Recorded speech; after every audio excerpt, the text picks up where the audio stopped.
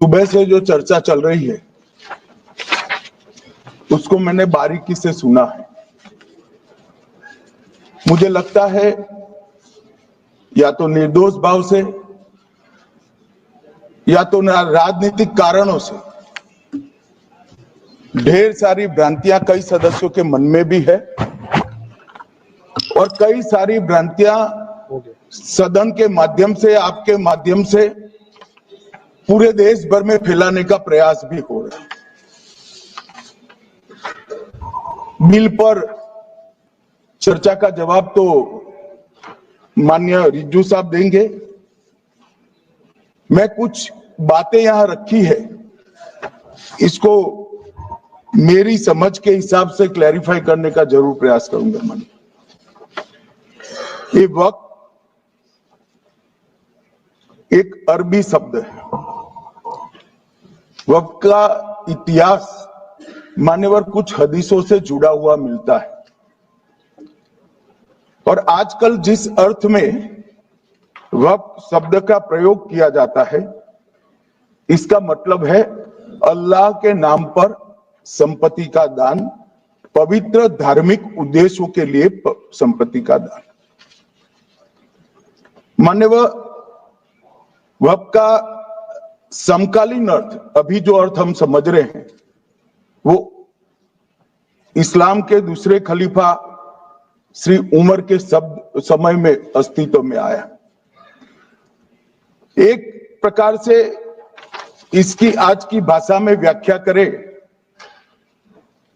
तो वक्फ एक प्रकार का चैरिटेबल एंडोनमेंट है और जहां एक व्यक्ति संपत्ति, भूमि या मूल्यवान संपत्ति धार्मिक या सामाजिक भलाई के लिए दान करता है, बिना उसको वापिस लेने के उद्देश्य से वहां वक्फ की रचना कर। इसमें दान देता है, वो शब्द का बड़ा महत्व है।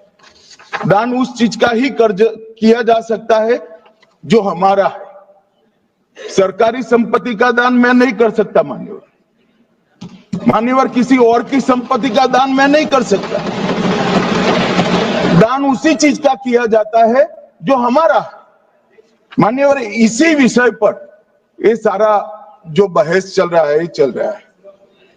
भारत का जहां तक सवाल है, दिल्ली में सल्तनत काल के प्रारंभ में मुइज़्ज़ुद्दीन घोरी के समय पर पहली बार वक्फ अस्तित्व में आया।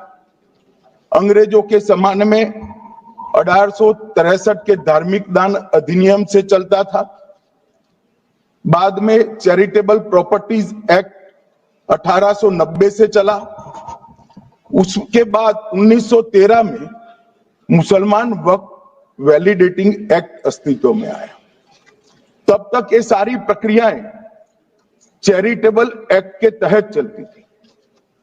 मान्यवर, आजादी के बाद वही एक्ट को 1954 में वक्फ के केंद्रीकरण के लिए बदला गया। 95 में वक्फ न्याय अधिकरण और वक्फ बोर्डों की स्थापना की। अब ध्यान से सुनिएगा मान्यवर, वक्फ परिषद और वक्फ बोर्ड ये 1995 से आए। ये पूरा झगड़ा जो चल रहा है, आपने नॉन हिंदू को रख दिया और नॉन मुस्लिम को रख दिया, गैर मुस्लिम को रखा। वो झगड़ा वक्फ में दखल करने का है। पहले तो वक्फ में कोई गैर इस्लामिक सदस्य आएगा ही नहीं, ये स्पष्टता समझ लीजिए। ना मुतवल्ली गैर इस्लामिक होगा, ना वाकिफ गैर इस्लामिक होगा। मान्यवर, वहां कोई प्रोविजन नहीं है। जो धार्मिक संस्थाओं का संचालन करते हैं उसमें कोई गैर मुस्लिम व्यक्ति रखने का प्रावधान किया भी नहीं है, हम करना भी नहीं चाहते हैं मान्यवर। इसलिए जो बड़े बड़े भाषण करते हैं कि समानता का अधिकार चला गया, दो धर्मों के बीच में समानता नहीं रही, मुसलमानों के धार्मिक अधिकारों के बीच में दखल खड़ी हो जाएगी, कुछ नहीं होने वाला मान्यवर। इस दृष्टि से देखें तो 1995 तक वक्फ की काउंसिल और वक्फ बोर्ड था ही नहीं, वो तो 95 से आया। और मान्यवर, ये जो भ्रम खड़ा किया जाता है कि ये एक मुस्लिम भाइयों के धार्मिक क्रियाकलापों के अंदर, उनके दान की हुई संपत्ति के अंदर दखल करने का है, ये बहुत बड़ी भ्रांति फैलाकर माइनॉरिटी को डराकर अपनी वोट बैंक खड़ी करने के लिए किया जा रहा है।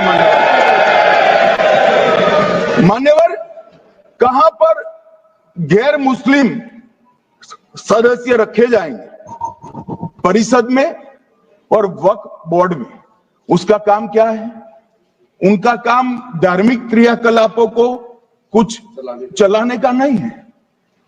वो शुद्ध रूप से वक्फ का जो कानून, दान के लिए किसी ने दी हुई संपत्ति, उसका एडमिनिस्ट्रेशन अच्छे से चल रहा है नहीं चल रहा है, कानून के हिसाब से चल रहा है नहीं चल रहा है, या तो दान जिस चीज के लिए दिया गया, इस्लाम धर्म के लिए दिया गया, गरीबों के भोजन के लिए दिया गया, गरीबों के उद्धार के लिए, वो उद्देश्य के लिए इसका उपयोग हो रहा है नहीं हो रहा है, इसका नियमन करने का काम है। अब मैं इसको मान्यवर बाकी सारे धर्मों के साथ कंपैरिजन करते हैं और कहते हैं दखल किया है। मैं उसको स्पष्ट करना चाहता हूं। मान्यवर, वक्फ जो है वो हमारे यहां ट्रस्ट एक्ट है, इसमें ट्रस्ट है। तो ट्रस्ट के अंदर जो ट्रस्ट को बनाते हैं वो ट्रस्टी होते हैं और एक मैनेजिंग ट्रस्टी होते हैं। वक्फ में वाकिफ होता है, वक्फ होता है और मुतवल्ली होता है। ये सारे इस्लाम के अनुयायी हैं। अरे भाई, आप कह रहे हो, हम तो कह रहे हैं क्योंकि इसका वक्फ शब्द ही इस्लाम से आया है, इसलिए हम कह रहे हैं कि वक्फ वो ही कर सकता है जो इस्लाम का अनुयायी हो। अब आप उसका विरोध कर रहे हो, तो आप तो वक्फ में भी नॉन इस्लामिक आदमी चाहते हो। मान्यवर क्या कह रहे हैं? हम इसलिए कह रहे हैं कि वक्फ वो ही कर सकता है जो प्रैक्टिसिंग इस्लाम को प्रैक्टिस करता होगा, क्योंकि मान्यवर इसकी उत्पत्ति ही इस्लाम के सिद्धांतों से हुई। अब मान्यवर, वक्फ धार्मिक हुआ, वक्फ बोर्ड नहीं हुआ, वक्फ परिषद भी नहीं हुई। अरे सुनो भाई, मान्यवर, ट्रस्ट के अंदर ट्रस्टी जो होते हैं, जो चर्च होगा तो क्रिश्चियन होंगे, पारसी भी होंगे, पारसी के लिए वो ट्रस्ट होगा, तो हिंदू होगा तो हिंदू के लिए। अब चैरिटी कमिश्नर हम कहेंगे कि भाई मुस्लिम क्यों आया? मुझे बताओ, चैरिटी कमिश्नर एक्ट में मुसलमान चैरिटी कमिश्नर बन सकता है या नहीं बन सकता है? उसको ट्रस्ट नहीं चलाना है, उसको चैरिटी के कानून के हिसाब से वो ट्रस्ट चले, उसकी देखरेख करनी है। ये धार्मिक नहीं है, ये धर्म का काम नहीं है मान्यवर, ये एडमिनिस्ट्रेटिव वर्क है। और इसलिए तो फिर चैरिटी कमिश्नर हिंदू होगा तो वो क्रिश्चियनों के ट्रस्ट का कैसे देखरेख करेगा? चैरिटी कमिश्नर क्रिश्चियन होगा तो जैनियों के और हिंदुओं के ट्रस्ट का कैसे देखरेख करेगा? अब बताओ कि सारे ट्रस्ट के चैरिटी कमिश्नर अलग अलग बन, देश तोड़ दोगे आप लोग, तोड़ दोगे। हमने साहब, मैं अभी भी आपके माध्यम से, इस सदन के माध्यम से देश भर के मुसलमान भाइयों बहनों को कहना चाहता हूं, आपके वक्फ में एक भी नॉन मुस्लिम नहीं आएगा। ये एक्ट में ऐसा कोई प्रावधान नहीं। मगर जो वक्फ बोर्ड है और वक्फ परिषद है, उसका काम क्या है? वक्फ की संपत्तियां मान्यवर बेच खाने वाले लोगों को पकड़कर इसके बाहर निकालने का। वक्फ के नाम पर औने पौने दाम में संपत्तियों को 100 साल तक किराए पे देने वाले लोगों को पकड़ना है। वक्फ का जो पैसा होता है, इनकम जो गिरती जा रही है, जिसके माध्यम से माइनॉरिटी का विकास करना है, माइनॉरिटी को आगे बढ़ाना है, इस्लाम धर्म की सारी धार्मिक संस्थाओं को पुख्ता करना है। ये पैसा जो चोरी होता है ना, उसको पकड़ने का काम वक्फ बोर्ड वक्फ परिषद करे। और मान्यवर, वो चाहते हैं कि इनके राज में जो मिलीभगत चली वो चलती रहे। ये नहीं चलेगी, ये नहीं चलेगी। और मान्यवर, मैं आज आपको बताना चाहता हूं क्या स्थिति हुई है। मान्यवर, सबने कहा, रिपीटेशन भी होगा, परंतु मैं कहना चाहता हूं मान्यवर कि वक्फ के 2013 में जो अमेंडमेंट्स आए, अब बिल किरण भाई का है, मगर मैं कह सकता हूं कि वक्फ का 2013 का अमेंडमेंट न किया होता तो ये बिल लाने की शायद जरूरत न पड़ती। सब कुछ अच्छा चलता था। 14 में चुनाव आने वाला था, 13 में रातों रात तुष्टीकरण करने के लिए वक्फ कानून को एक्सट्रीम बना दिया गया। और मान्यवर, इसके कारण क्या हुआ? इसके कारण दिल्ली लुटियन की 123 वीवीआईपी संपत्ति कांग्रेस सरकार ने जब चुनाव मुहाने पर थे, 25 दिन दूर था, वक्फ को देने का काम कर दिया। दिल्ली वक्फ बोर्ड ने उत्तरी रेलवे की भूमि वक्फ के नाम घोषित कर दी। हिमाचल में वक्फ की संपत्ति बताकर उस पर अवैध मस्जिद बनाने का काम किया। 250 हेक्टेयर क्षेत्रफल वाले 12 गांव पर वक्फ का स्वामित्व हो गया तब तमिलनाडु में। और मान्यवर, तमिलनाडु के 1500 साल पुराने तिरुचेंदुरई मंदिर की 400 एकड़ भूमि को वक्फ की संपत्ति घोषित कर। ये जब मंदिर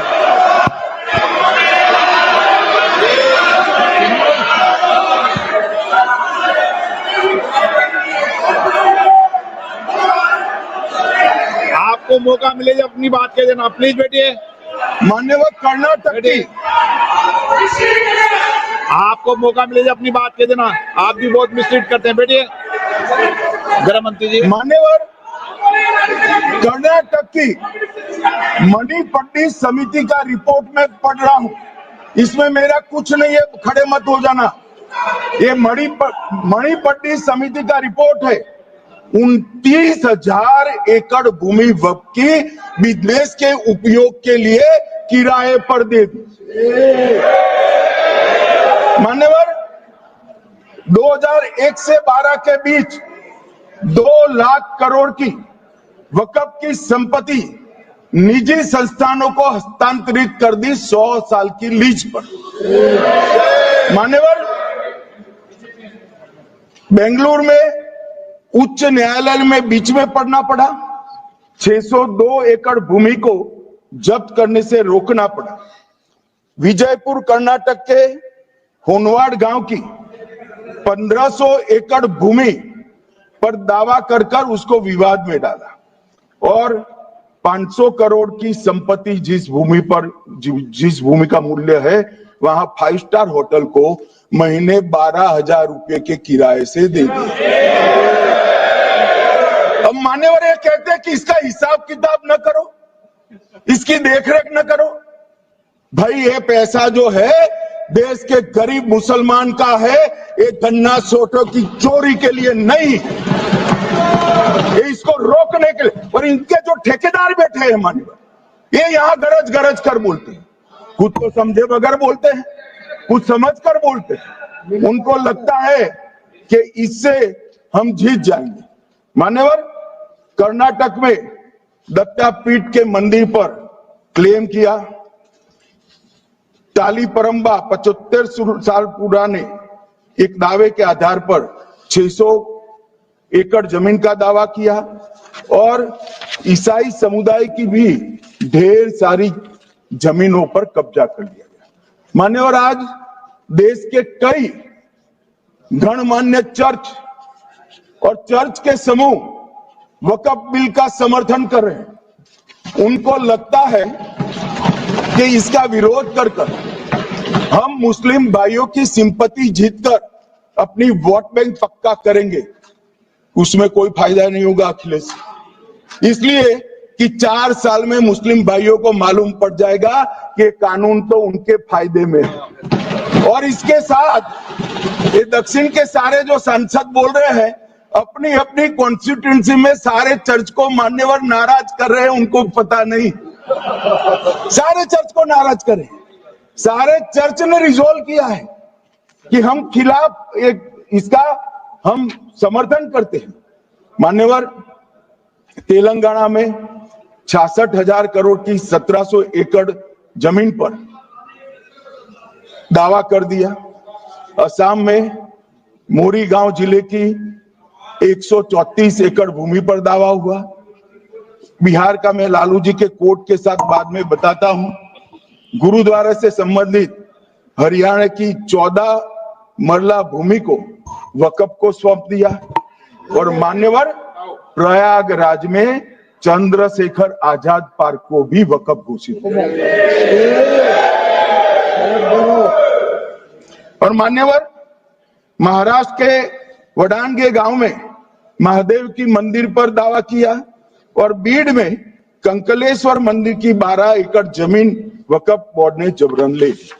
मान्यवर, ये सब जब जो चल रहा है, इसमें आज भी मैं स्पष्ट करना चाहता हूं, वक्फ जो कि मुस्लिम भाइयों की धार्मिक क्रियाकलाप और उनके बनाए हुए दान से ट्रस्ट है, उसमें सरकार कोई दखल करना नहीं चाहती है। मुतवल्ली भी उनका होगा, वाकिफ भी उनका होगा, वक्फ भी उनका। परंतु वक्फ की संपत्ति, इसका रख रखाव ठीक से हो रहा है नहीं। वक्फ का संचालन कानून के हिसाब से हो रहा है, निजी उपयोग के हिसाब से। सैकड़ों साल पहले किसी बादशाह ने दान किया, हमारी भाषा में कहो तो धर्मादा किया। अब इसकी संपत्ति को आप 12,000 रुपये में 5 सितारा होटल बनाने के लिए दे देते हो, ये उचित है क्या भाई? वो पैसा गरीब मुसलमान के कल्याण के लिए करिए, तलाकशुदा महिलाओं के कल्याण के लिए करिए, जो अनाथ बच्चे हैं उसके कल्याण के लिए करिए। मानिए, और ये करने की जगह बेरोजगार मुसलमान युवाओं के लिए स्किलिंग का काम करिए। लाखों करोड़ों रुपए की भूमि मान्यवर, और इनकम 126 करोड़ रुपया। रेलवे की जितनी जमीन है, जिसमें हजारों करोड़ लाखों करोड़ का रेलवे का कारोबार चलता है, इतनी भूमि वक्फ के पास है और इनकम 126 करोड़। मान्यवर कहते हैं कि इनकम का क्या उद्देश्य है?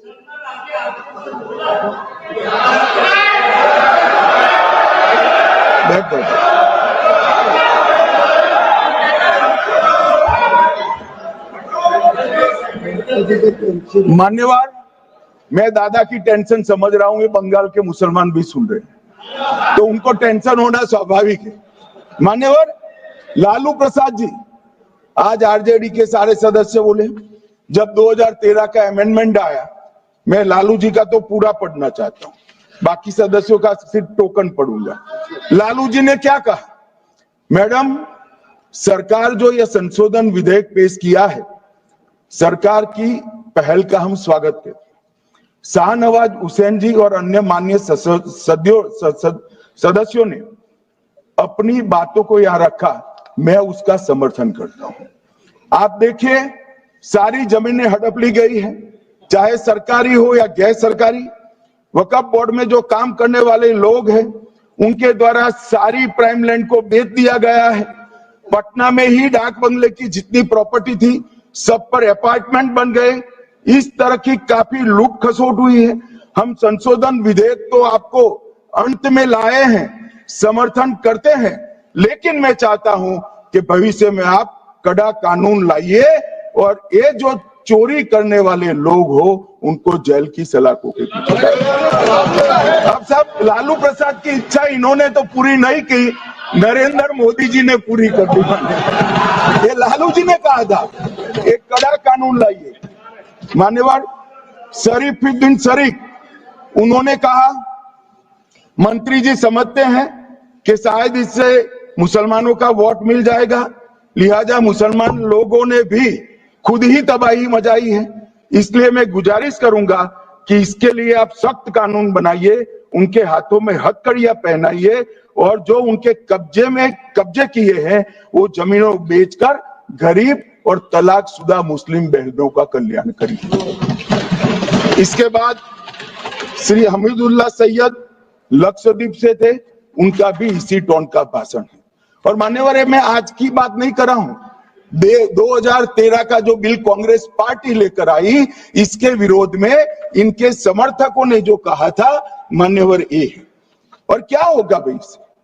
पारदर्शी ऑडिट होगी, आज ऑडिट ही नहीं हो रही, रिपोर्ट ऑनलाइन जमा करने की सिस्टम नहीं है, वो होगी, रिपोर्ट देनी पड़ेगी, बैलेंस शीट जमा करनी पड़ेगी, ऑडिट होगी, कैग के रिटायर्ड ऑफिसर ऑडिट करेंगे और मान्यवर पारदर्शिता आएगी। इससे क्यों डरना चाहिए किसी को? पारदर्शिता से क्यों? और वक्फ बोर्ड और वक्फ परिषद, इसका कोई ऑर्डर हम ऐसा नहीं लिख रहे हैं कि कोर्ट में नहीं जा सकते। आपने तो कर दिया था कि एक ऑर्डर को कोई कोर्ट में चैलेंज ही नहीं कर सकता, पूरा संविधान वहां समाप्त कर दिया मान्यवर। और मान्यवर, हम तो इसको कहते हैं कि कोई भी चैलेंज कर सकता है कायदे की अदालत में।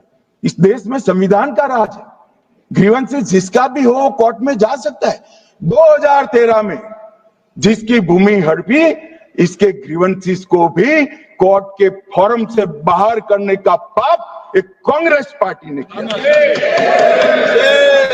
मान्यवर, एक अफवाह और फैला रहे, प्रोस्पेक्टिव इफेक्ट से आ रहा है।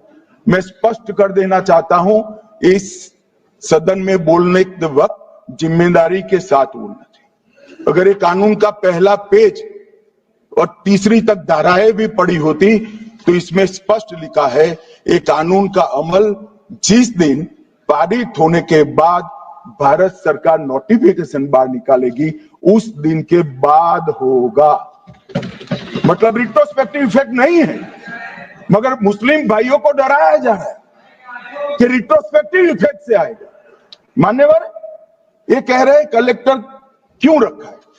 मुझे एक बात बताओ भाई, जो बता सकते हैं, अगर किसी मंदिर के लिए जमीन खरीदनी है तो जमीन की मालिकी किसकी है वो हमारे देश में कौन तय करता है?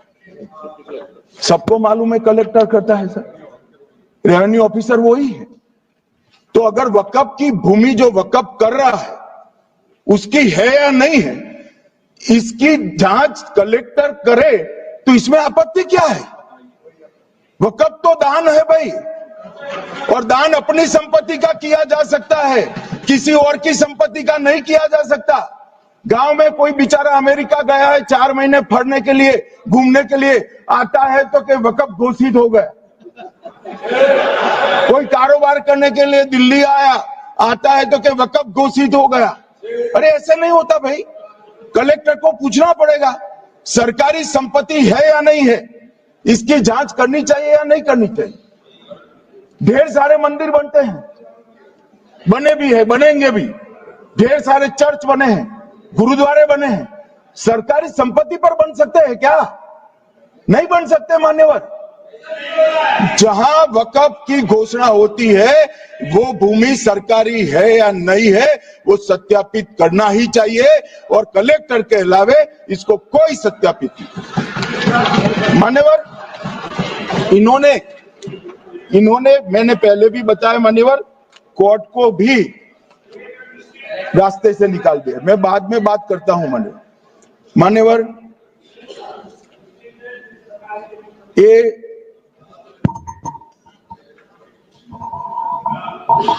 मान्यवर एक उपयोग के आधार पर वक्त की समाप्ति। मान्यवर ये कह रहे हैं कि सैकड़ों सालों से वहां प्रैक्टिस है। अब वो तो वक्फ रजिस्टर हो गया, आपने घोषित कर दिया, वक्फ में रजिस्टर भी हो गया, अब इसका सवाल नहीं है। मगर सैकड़ों साल की प्रैक्टिस, मुगलों के समय की प्रैक्टिस आज घोषित की जा सकती है क्या? अगर वहां नमाज पढ़ रहे हैं तो लोग देखते होंगे, कब्रिस्तान होगा लोग देखते होंगे, दरगाह होगी तो लोग देखते होंगे, और घोषित भी हो चुका होगा, रजिस्टर भी हो चुका होगा।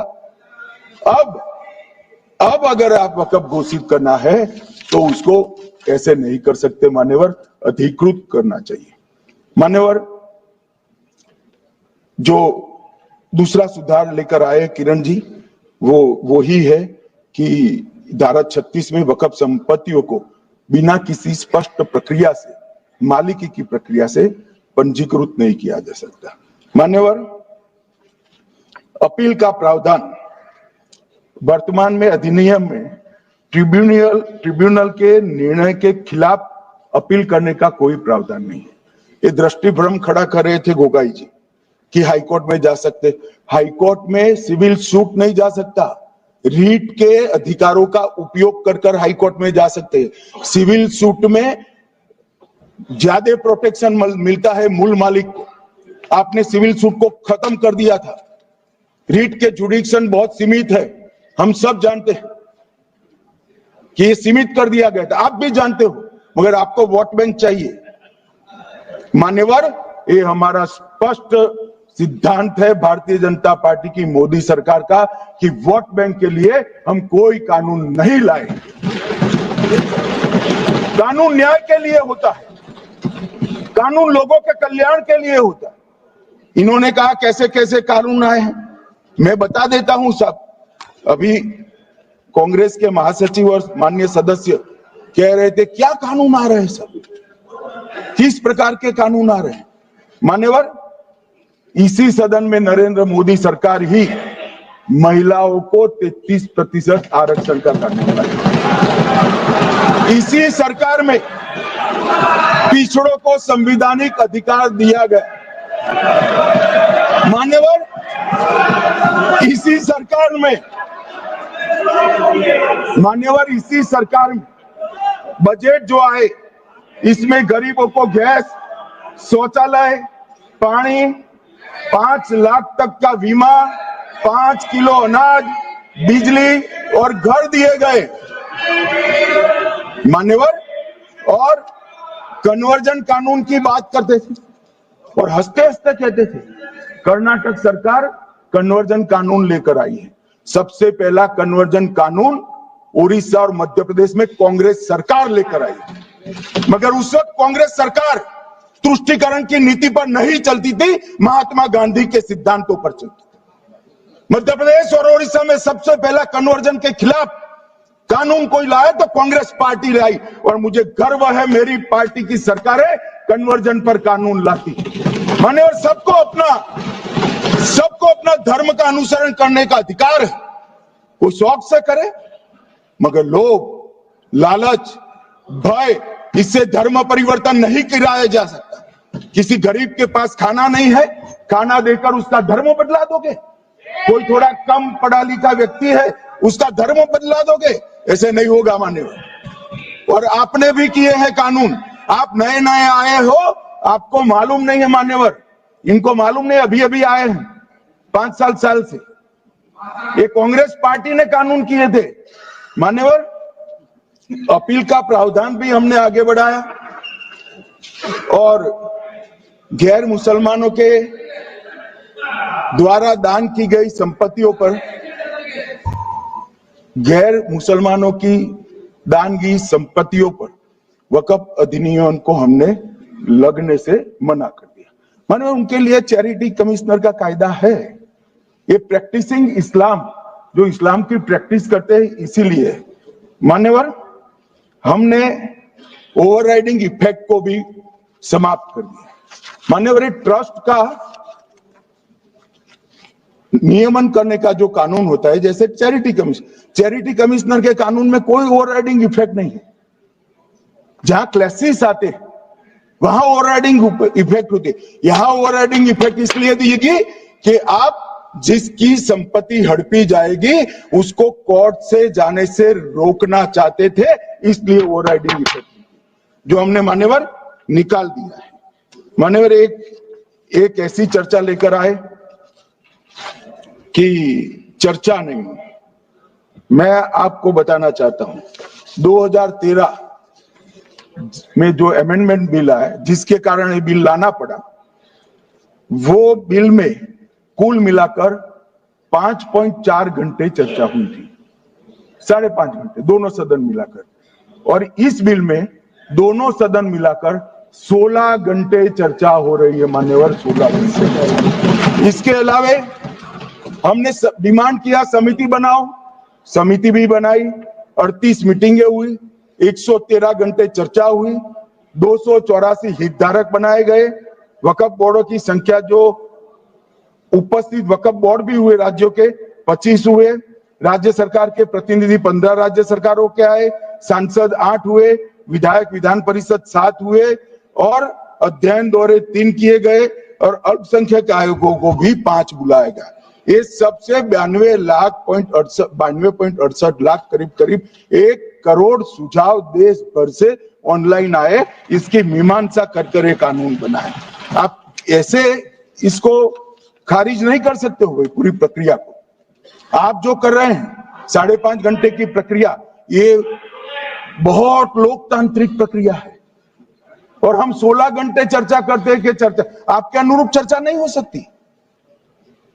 ये सदन में हर सदस्य बोलने के लिए स्वतंत्र है, कोई परिवार की यहां चलती नहीं है। ये तो जनता के नुमाइंदे हैं, किसी की कृपा से नहीं आए हैं। मान्यवर, जो दिल में है, जो जनता की आवाज है, वो रखेंगे। मान्यवर, एक सदस्य द्वारा कहा गया कि ये मिसलीडिंग है कि पुराने कानून में 2013 के जो अमेंडमेंट्स थे उसमें अपील का प्रोविजन था। अब मैं कहना चाहता हूं 83(9) उसमें अधिकरण द्वारा किए गए किसी भी विनिश्चय का आदेश विरुद्ध, चाहे वो अंतरिम हो या फाइनल, इस पर अपील नहीं हो सकती। इसका मतलब अपील का प्रोविजन आपने रखा ही नहीं था। सिविल न्यायालय, राजस्व कोर्ट और अन्य प्राधिकरण, उसके अधिकार क्षेत्र पर भी प्रतिबंध लगा दिया और सरकारी अधिसूचना जो बाद में वक्फ बोर्ड और वक्फ परिषद के एडवाइस से होगी, इसको भी कोई चुनौती नहीं दे सकता। मान्यवर, मुझे ये बताओ कि अभी अभी फैशन है संविधान लहराने की, ये संविधान के हिसाब से सरकार का या किसी भी निजी संस्था का कोई भी फैसला मान्यवर कायदे की कोर्ट से बाहर कैसे हो सकता है? कोई भी फैसला, ये देश की अदालत वो फैसले तक रुचि नहीं रखेगी। नागरिक ग्रीवेंसेस लेकर कहां जाएंगे? जिसकी भूमि हड़प कर ली गई वो कहां जाएगा? ऐसा नहीं चलेगा। आपकी वोट बैंक के लिए आपने किया था, हम खारिज कर रहे हैं, हम खारिज कर रहे हैं। ऐसा नहीं चलेगा। अदालत में जाइए, जिसको ग्रीवेंसेस है इधर और साइड से, और अदालत न्याय करेगी। न्याय के लिए तो अदालतें बनी है। और मान्यवर, यहां एक सदस्य ने तो कह दिया माइनॉरिटी इस कानून को स्वीकार नहीं करेगी। क्या धमकाना चाहते हो भाई? संसद का कानून है, सबको स्वीकार करना पड़ेगा। स्वीकार नहीं करेंगे मतलब क्या है? कैसे बोल सकते हैं कोई? हम कानून को स्वीकार नहीं करेंगे। एक कानून भारत सरकार का है, हर एक पर बंधन करता होगा और इसको स्वीकार करना पड़ेगा।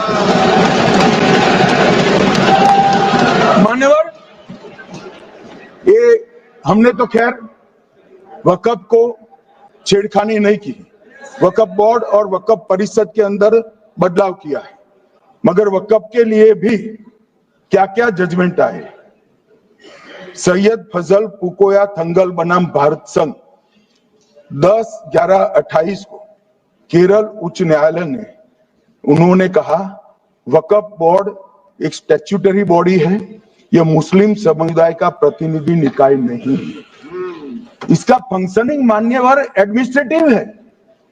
धार्मिक क्रियाकलापों को तो वक्फ ने करना है, चाहे कब्रिस्तान हो, चाहे दरगाह हो, चाहे मस्जिद हो, चाहे चैरिटी का काम, वो वक्फ बोर्ड को नहीं करना है भाई। ये केरल हाईकोर्ट ने किया, इलाहाबाद हाईकोर्ट ने भी, उसने तो मुतवल्ली तक भी कहा अगर हम मुतवल्ली तो जो धर्म का है वो ही रखेंगे।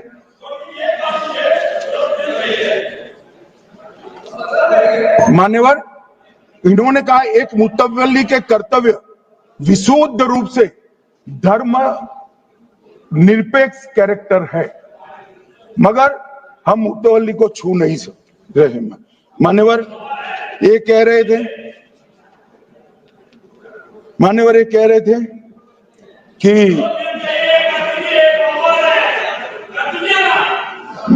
मान्यवर ये कह रहे थे कि कोई गड़बड़ियां नहीं हुई। मान्यवर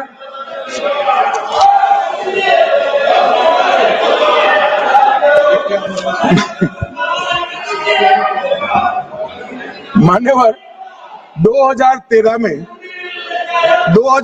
में अन्यायी कानून आया।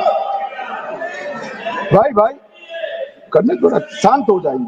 ये 26 के कारण डरे हुए और कुछ कारण नहीं। चुनाव जो है ना अक्टूबर में, 25 में जो चुनाव है इसके कारण डरे। मान्यवर भाई बैठो।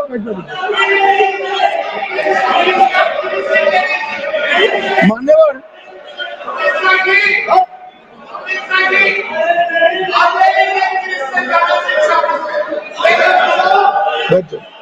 बंगाल में आकर कहूंगा ये राजनीतिक हिसाब किताब का अखाड़ा नहीं है, छाती पर ठोक कर कहूंगा ज्यादा सिखाएंगे।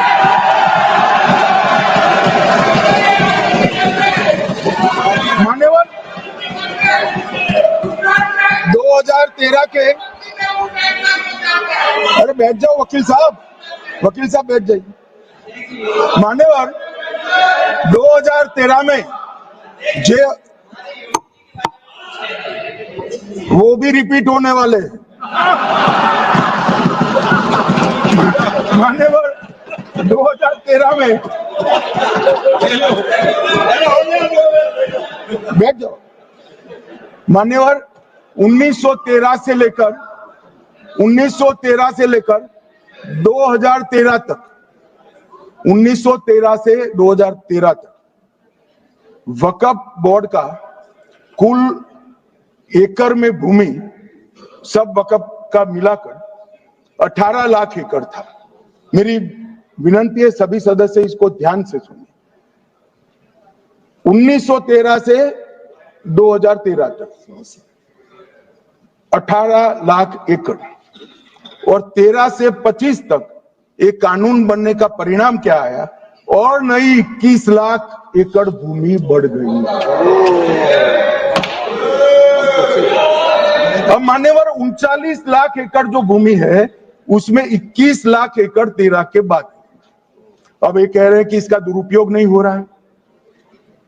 मान्यवर और लीज पर दी गई संपत्तियां 20,000 थी और 25 में रिकॉर्ड के हिसाब से, हो सकता है गलत भी हो सकता है, रिकॉर्ड्स के हिसाब से शून्य हो गई।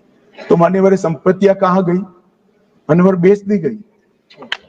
किसकी संपत्ति से, किसकी परमिशन से बेचा? मान्यवर मैंने पहले ही कह दिया कि केरल और देश भर के Catholic bishop council, Catholic bishop conference of India, Catholic Congress Kerala, भारतीय कैथोलिक धर्मगुरुओं की महासभा, केरल चर्चों की संयुक्त परिषद, कैथोलिक कांग्रेस केरला, ये सब ने इस बिल का समर्थन करा है और कहा है अन्यायी 2013 का सुधार। हम अकेले नहीं कह रहे हैं मान्यवर। और मान्यवर इसी एक्ट में हमने एक बात कही कि जो योगदान था वक्फ बोर्ड का वो 7% से घटाकर 5%। मान्यवर अब ये जो कह रहे हैं ये मुसलमान भाइयों के हित में कह रहे हैं, जिसका विरोध कर रहे हैं, या अहित में? अगर 7 से 5% हमने कम किया तो कहां जाएगा? वो वक्फ में रहेगा। वक्फ बोर्ड का कम किया है।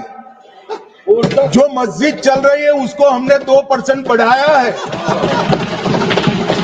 ये उल्टा समझ रहे हैं मान्यवर। ये बिल जमीनों की सुरक्षा प्रदान करेगी मान्यवर।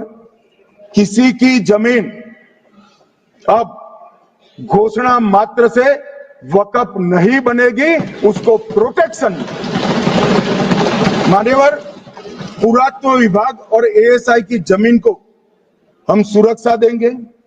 आदिवासी भाइयों की शेड्यूल 5 और शेड्यूल 6 की जो जमीन है वो सुरक्षित हो जाएगी। निजी संपत्ति जो आम नागरिकों की है वो भी सुरक्षित हो जाएगी।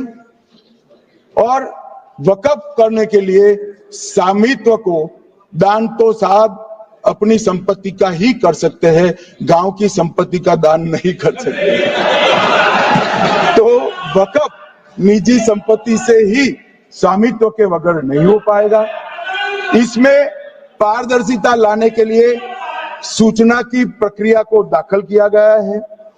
वक़्फ बोर्ड की वक़्फ की जो संपत्ति घोषित करने की अधिकार थे उसको समाप्त कर दिए, कलेक्टर से सर्टिफाइड कराना पड़ेगा और नए वक़्फ पारदर्शी तरीके से पंजीकृत भी करने पड़ेंगे। रजिस्ट्रेशन के बगैर कोई संस्था नहीं चल सकती। और मुस्लिम ट्रस्ट अब तक के जो है उसको हमने इस जो माफ करना, कई सारे ऐसे मुसलमान भाई हैं जो वक़्फ के कानून को अंदर दायरे में आना नहीं चाहते। मुझे मिले थे वोरा समाज वाले, वोरा समाज है, अहमदिया है, कई सारे ऐसे समुदाय हैं, सिया भी है, पसमंदाओं के भी कुछ ट्रस्ट है। वो सभी को मैं एक आनंद का समाचार देना चाहता हूं, अब मुसलमान भी ट्रस्ट एक्ट के अंदर अपना ट्रस्ट रजिस्टर करा सकता है। इसके लिए कंपलसरी नहीं है कि वो वक़्फ के कानून में भी जाए, चैरिटी कमिश्नर एक्ट के तहत वो करने वाला है। मान्यवर, भूमि के रिकॉर्ड का कार्यालय होगा, समाचार पत्र और क्षेत्रीय भाषाओं में इसकी एडवर्टाइज दी जाएगी। ढेर सारे प्रावधान मान्यवर इसके अंदर किए हैं। महिला, सिया, पसमंदा, वोरा, अहमदिया, उनका हमने समावेश किया ही है। और उन्होंने कहा, मैं सुन रहा था मान्यवर, एक फैशन हो गई, राम जन्मभूमि का मंदिर बनाने की बात आई तो इस देश के अंदर खून की नदियां बह जाएगी, मुसलमान रोड पर आ जाएगा, मुसलमानों का ये हो जाएगा, वो जाए, ट्रिपल तलाक, फिर से डर, सीए आया कि मुसलमानों की नागरिकता चली जाएगी। जिन जिन ने भाषण किया है, एक मुसलमान की नागरिकता गई है तो बता दो। मुसलमान भी जानता है। और मैं तो आपके माध्यम से देश के मुसलमानों को अपील करना चाहता हूं मान्यवर, मैंने बहुत झेला है। ये कहते थे कि सीए कानून मुसलमानों की नागरिकता लेने 2 साल हो गए, एक भी मुसलमान की नागरिकता गई है तो सदन के पटल पर रखी। कितना झूठ फैलाया इन्होंने मान्यवर। धारा 370 हटाई, ये कह रहे थे मुसलमानों का ये हो जाएगा, वो हो जाएगा। फिर से उमर अब्दुल्ला जीत कर आज शासन करें, आतंकवाद समाप्त हो गया, विकास शुरू हो गया, पर्यटन बढ़ गया। मान्यवर, एक कांग्रेस पार्टी और उसके साथियों ने मुसलमान भाइयों को डरा डरा कर अपनी वोट बैंक खड़ी करने का काम किया। हम नहीं डरा रहे मुसलमानों को, आप डरा रहे हो भाई। आप कह रहे हो ये हो जाएगा, मैं कहता हूं इस देश के नागरिक को किसी भी धर्म का हो कोई आंच नहीं आएगी मान्यवर। ये नरेंद्र मोदी सरकार का सही मान्यवर।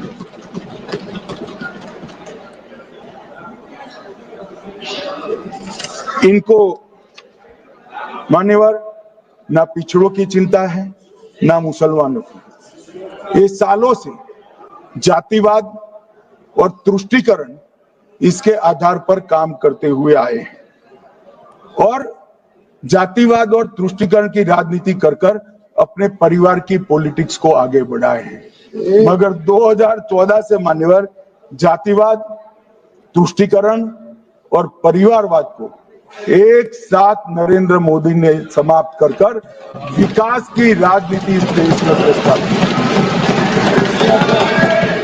पॉलिटिक्स ऑफ परफॉर्मेंस, परफॉर्म करिए और चुनकर आइए। 3 टर्म मोदी जी को चुना है और 3 टर्म भारतीय जनता पार्टी की सरकार रहने वाली है।